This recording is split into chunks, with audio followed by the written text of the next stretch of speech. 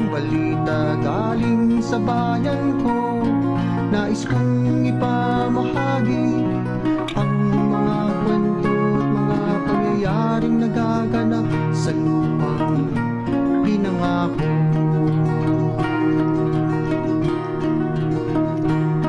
Ang lupang pinanggalingan ko'y may bahid ng dugo.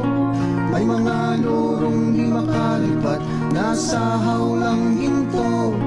May mga punong walang dahon, mga pusong di makakibo sa mga pangyayaring nagaganap sa lupang pinangako.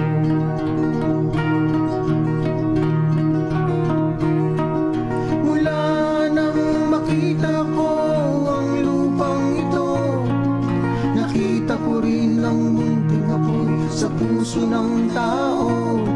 Hinatungan ang mga kabulukan hanggang sa lumago.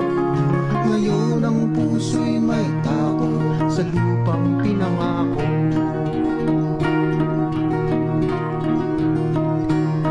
Lapit mga kaibigan at makinig kayo. Ako'y may dala-dalang balita galing sa bayan ko.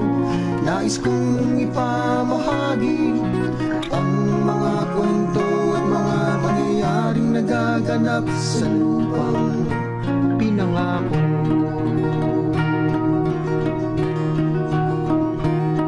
Dati-rati ang mga bukid ay kulay ginto. Dati-rati ang mga ibon sinlaya ng tao.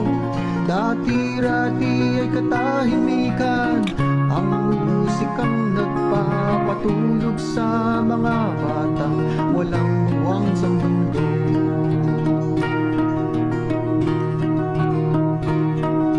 Ngayon ang lupang ipinangako ay nagsusumamo. Patakan nyo ng luha ang apoy sa kanyang puso. Dinggin nyo ang mga sigaw ng mga puso ng taong kung inyong dadamhin kabilang sa inyo.